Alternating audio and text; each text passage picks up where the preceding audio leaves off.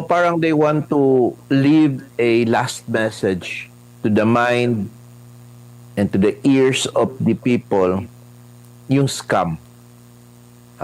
Kanina mayroon pang kasali na architect. No?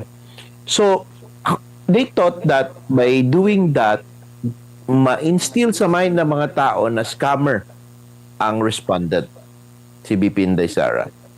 The problem is that bumerang yung kanilang statement kasi mas lalong nagagalit ang tao sa kanila. Kumbaga, they have no basis to say scam when they haven't proven anything. Maganda sana kung soundbite na ending po yun siya, Admar, kapag grabe talaga yung evidence mo, no? Overwhelming, talagang napukpok. Then you end with a scam, ay talagang tama yon, no? Ang nangyari, were not able to present sufficient, clear, and convincing evidence.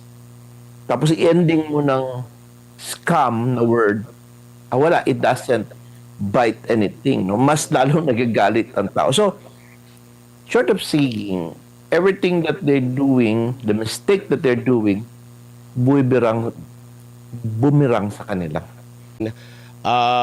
Natumbok ba o mas lalong naging malinaw sa taong bayan na pawang mga akusasyon lamang yung ipinupukol sa Pangulo? Yes po. Until now, Admar, the prosecution has not established anything. No? Kasi nga, as we said, ang kanilang pinresent na hostile witness, si Asek Ortonio, ay maganda naman ang pagkasagot niya. And na-clarify ang proseso sa lahat-lahat. No? So, except for the optics at saka kanilang mga rhetorics, no? Yun lang naman ang medyo nagkaroon ng parang emphasis, no? But as you see, kinus lang ni presiding officer the word of habit, but actually it's a pattern already to condition the mind of the people. Opo. Meron silang common term. Maliban dun sa mga unang mga impeachment na unusual, ang common term naman nila na napapansin na talaga is yung scam. Nagsisinungaling, di ba? Parang meron silang, sabi nga ng isa sa mga abogado, pang soundbites lang. At ito ay napansin din ng presiding officer at ito ay malimit na nababanggit pagkatapos ng direct examination po, attorney. Yes po, pinag-usapan talaga nila. And na yan ang gagawin natin.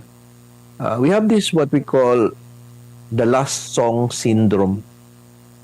Parang ganun eh. Kung ano yung pinakahuling song na napakinggan mo, parating yun na naalala mo, di ba? So parang they want to leave a last message to the mind and to the ears of the people, yung scam. Kanina mayroon pang kasali na architect. No? So, they thought that by doing that, ma-instill sa mind ng mga tao na scammer ang respondent, si BP Inday Sara. The problem is that bumerang yung kanilang statement kasi mas lalong nagagalit ang tao sa kanila. Kumbaga, they have no basis to say scam when they haven't proven anything.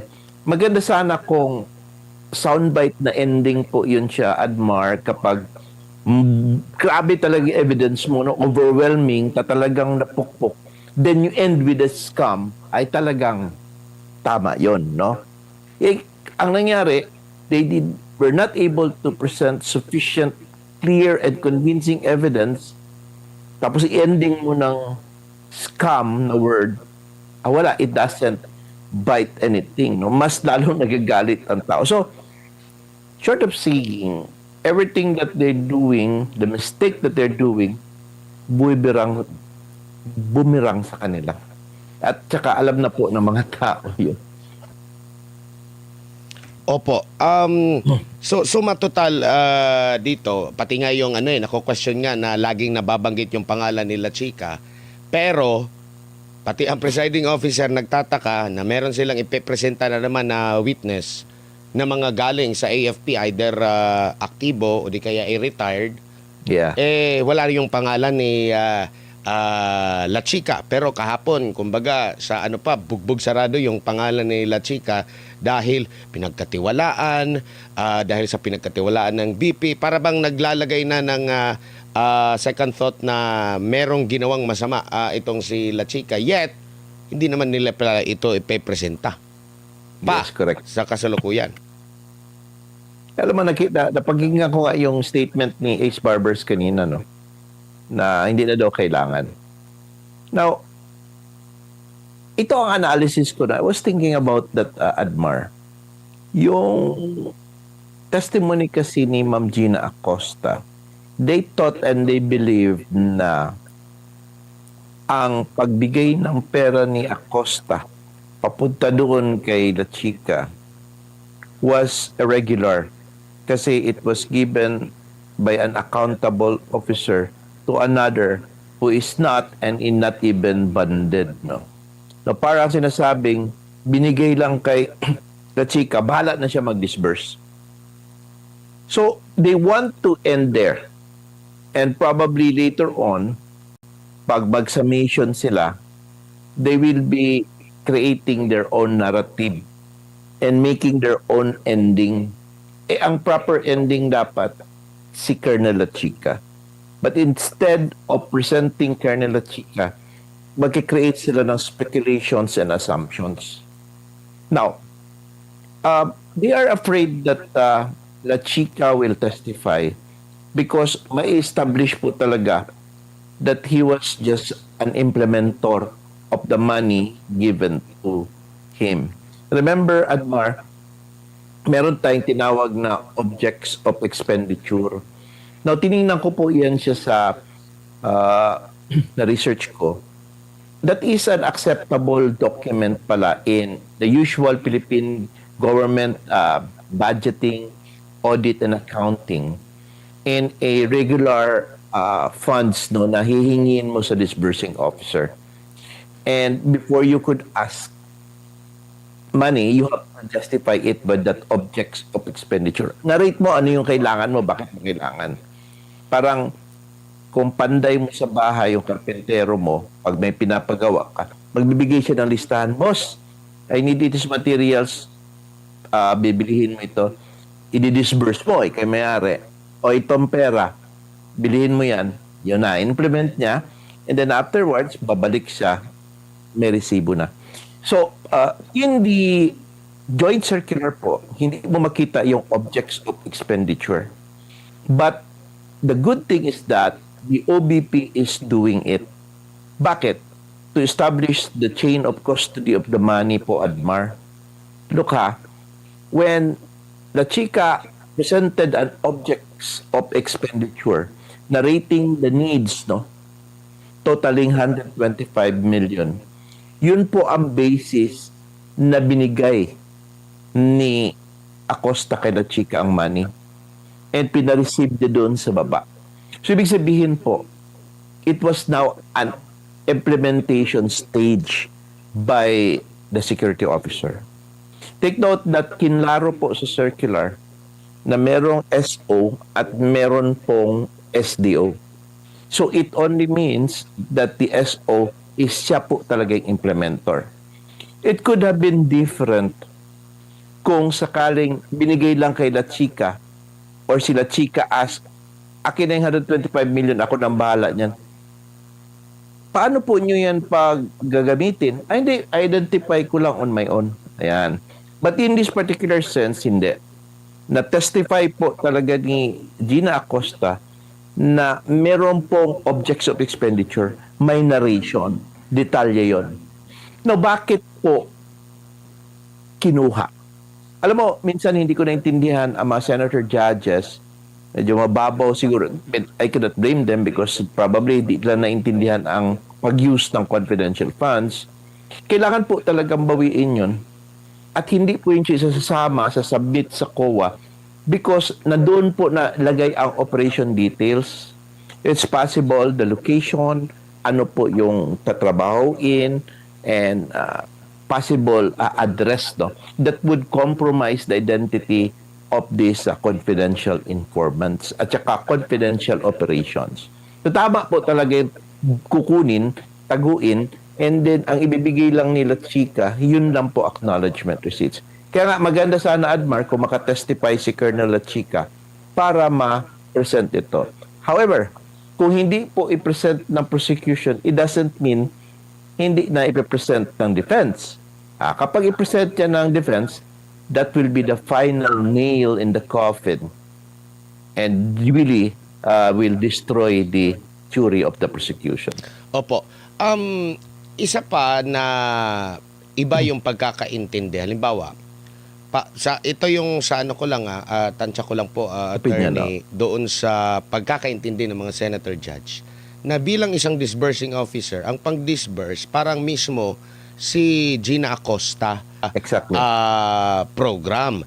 No, ngayon, parang kumbaga parang hindi sila magkasundo kasi iba nga yung pinaniniwala na pag-disburse, kasi pag-disburse talagang haharap siya sa sino yung recipient, siya talaga yung magbabayad, siya yung magre-release. Pero hindi pa rin nila tinatanggap or meron na nga iba conclusion na ganun na attorney. Meron Yes. po bang malinaw na paliwanag, ano nga ba talaga itong pag-disburse? Pag-disburse ba or role ba ng disbursing officer yung pagbibigay ng pera doon kay La Chica? Pasok ba yon sa saklaw sa inyong pagkakaintindi, attorney? Yes po. Sa aking opinion, Margarito, kasi yan, sa regular audit or regular yung disbursement of funds, no, yung daily operations sila, operating expense ng isang agency, kailangan talagang strictly identified po yun, no? Wala pong loophole, walang variable. In the instance of a confidential funds, alam mo po, you cannot put a literal interpretation of the joint circular. Bakit po?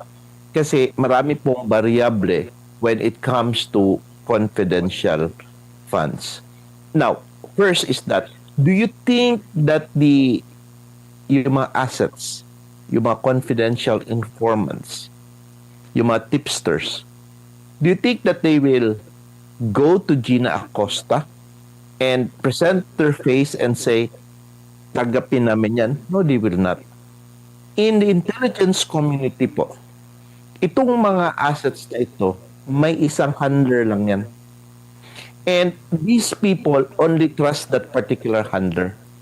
They would not even show their face to La Chica.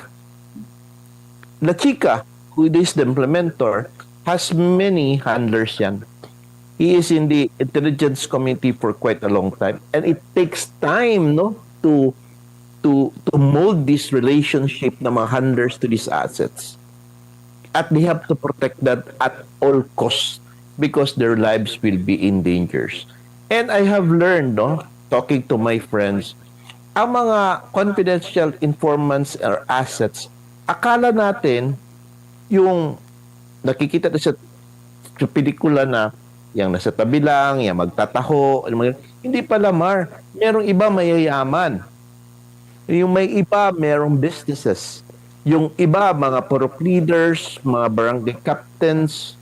May iba, yung head ng mga tribo sa mga indigenous peoples. Kasi yun ang parating inaatake at nire-recruit ng NPA. And they get information. And these people, they are very careful in giving out their identities. That's why they only trust their handlers. So having said that, ito si La Chica handles this plenty of handlers all over. Nakakalat po yan. So when he wants to have these projects based on those good governance program ng OBP, he plots it out. Kaya makita mo, on the same day, paiba-iba pong lugar na binibigay ang pera. Sabay-sabay. Now, is that impossible? Of course not. meron po tayong bank transfer, meron po tayong GCash, meron po tayong Palawan, which can be done even in hours time. Kayang gawin. So, ibig sabihin po, yung pera na didisburse, no, ni Ma'am Gina, after, meron pong objects of expenditure na pinasa si La Chica sa kanya na, ma'am, kailangan ko po ito dahil ito may mga operations kami. At ito po yung mga taong bibigyan niyan, itong mga taong kakausapin. Pagbigay kay La Chica niyan, La Chica is no longer, it's not a disbursing officer, but an implementer who gives it to those possible handlers who will in turn give it to their assets. Sometimes nga ang ladder of transfer of money, it takes 2-3 transfers. Hindi yan direkta. Hindi sila chika magbigay. That is the world of the intelligence community. So I talk to some people, nasa intelligence sa ISAP, may estudyante rin kasi ako. So I understand na ganun pala.